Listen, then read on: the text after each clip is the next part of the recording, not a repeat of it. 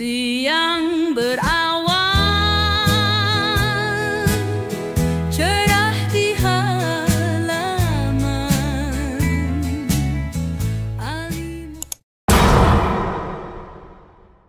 Kembali lagi dengan channel Dongeng Datu Perdani.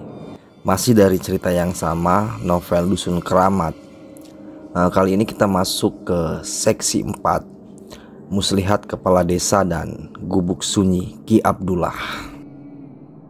Seperti apa ceritanya? Langsung aja, ini dia ceritanya.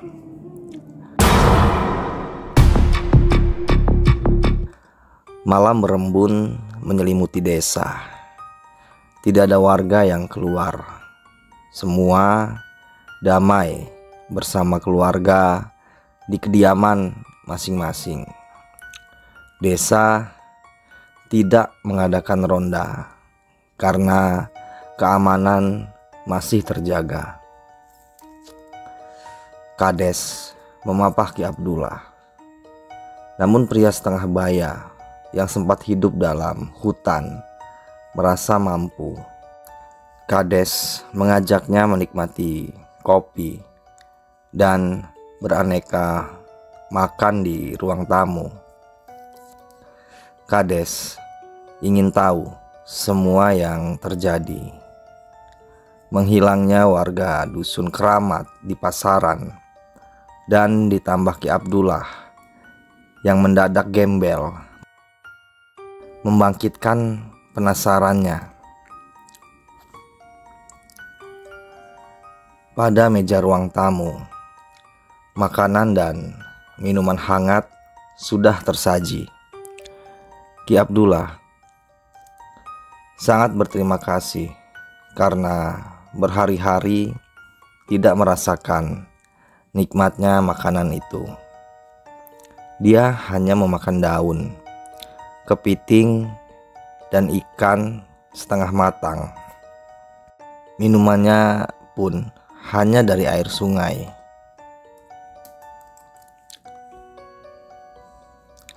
Ada banyak yang harus saya ceritakan kepada Bapak, ujar Ki Abdullah. Baiknya diminum dulu kopi yang masih hangat itu, Pak, jawab Kades. Jangkrik mengiring sahdu, hening suasana desa. Ki Abdullah menghela napas. Dia tak kuasa menahan tangis mengingat peristiwa keji yang dilakukan Sahrudin. Dia ceritakan semua tentang warga Dusun Keramat meregang nyawa, termasuk proses kematian sang istri yang amat memilukannya. Kades menarik napas panjang. Matanya berkaca, seakan langit mendung yang hendak menumpahkan hujan. Akan tetapi, dia enggan terlihat cengeng. Direguknya kopi hangat yang nikmat. Tenanglah, kita akan membenahi kekejian ini. Dan siapa orang yang telah melakukan perbuatan laknat itu? Tanya Kades sembari meletakkan gelas kopi. Namanya Sahrudin. Anda harus berhati-hati, Pak. Dia mempunyai segala pemusnah. Saya tidak melihat sedikit pun raut ketakutannya saat memenggal kepala korban yang terdiri dari wanita dan anak-anak. Boleh jadi rumah ini telah diintainya, kata Ki Abdullah.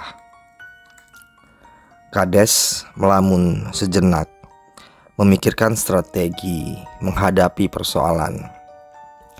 Tak pernah sebelumnya pelik masalah menghadang langkahnya. Namun mendengar cerita Ki Abdullah, mau tak mau Kades mesti mengatur strategi malam itu juga. Dia memerintahkan Ki Abdullah tetap bersembunyi di dalam rumah ini. Ia tak ingin Ki Abdullah terlihat siapapun, termasuk Sekdes. Kades ingat, di belakang rumahnya Di samping gudang penyimpanan ada sebuah gubuk tertutup. Gubuk itu dibuatnya untuk menyimpan sayuran, namun belum digunakan karena terkendala sesuatu.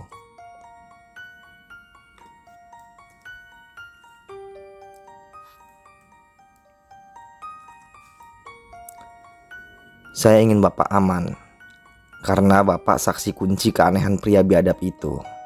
Saya ingin Bapak menetap di sana, kata Kades sembari menunjuk arah gubuk. Malam itu juga mereka berbenah, membawa segala keperluan peristirahatan. Dari rumahnya, Sekdes berjalan mengitari rumah-rumah yang pintunya telah tertutup. Beruntung, Kades dan Ki Abdullah telah selesai merapikan gubuk itu. Sekdes mengendap mendekati rumah atasannya. Tampangnya ditutupi topeng pemberian Sahrudin. Cingak-cinguk dia memperhatikan sekitar, takut gerak-geriknya ketahuan. Dari selah kaca yang tertutup gorden, dia melihat seisi rumah. Namun hanya ada Kades yang sedang menulis di atas selembar kertas. Bagi Sekdes itu hal lumrah dilakukan pemimpin desa. Akan tetapi malam itu Kades sedang mencatat nama-nama orang kepercayaan, nama tempat, serta yang harus dilakukan untuk menghadapi kemungkinan terburuk. Kaki Sekdes menginjak ranting. Kades menyadari ada yang tidak beres di luar sana. Dia membuka pintu, namun hanya gelap dan semilir angin di hadapannya. Sedangkan Sekdes bersembunyi di balik rerimbun. Namun Kades yang telah siaga mengetahui ada suatu di balik rimbun samping rumahnya. Daun-daun dan rantingnya bergerak bukan karena angin, melainkan gerak dari makhluk yang tergesa. Bulan terang yang gontai mengarah lautan dilihat Kades. Dia teringat perkataan Ki Abdullah yang mengatakan Sahrudin mempunyai segala pemusnah. Dia kembali ke dalam rumah dan mengunci pintu. Tak lupa juga dia menutup celah jendela dan mengunci rapat pintu belakang rumahnya.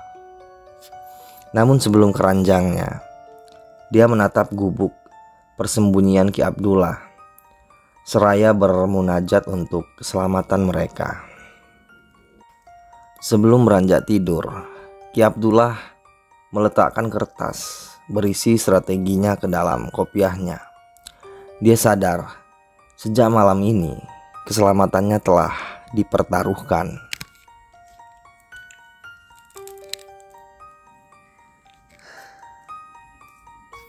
Oke, sekarang kita masuk ke subjudul Ajal Saksi Kunci. Ki Abdullah menghapus air mata yang membasahi pipinya berkali-kali. Dia takut pelariannya ke desa akan menambah bala. Apalagi desa ini juga berada jauh dari kecamatan. Letaknya berada di kaki gunung. Untuk menempuh pusat keramaian memerlukan waktu yang tidak cukup hanya 1 jam. Di tempatnya tidur, dia bergerak ke sana kemari, memikirkan kejadian buruk yang mungkin terjadi. Tanpa disadarinya, Sekdes yang belum pergi dari sana berada dekat di gubuk. Dia mendengar suara aneh di tengah kesunyian malam. Sekdes ini telah terpengaruh harta kekayaan dan jabatan instan. sambil menggenggam pisau dari kantung belakang. Dia mengendap, mengintip ke dalam gubuk. Kali ini dia lebih berhati-hati karena tak mau gagal dan mengecewakan Sahrudin.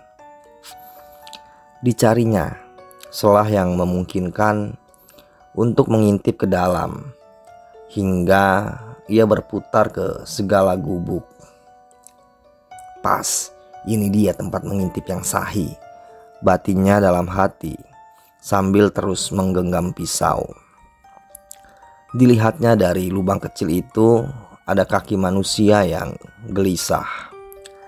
Semakin dia penasaran, semakin juga dia bernafsu melihat ke dalam dari lubang itu sambil menggerak-gerakkan tubuhnya ke sana dan kemari.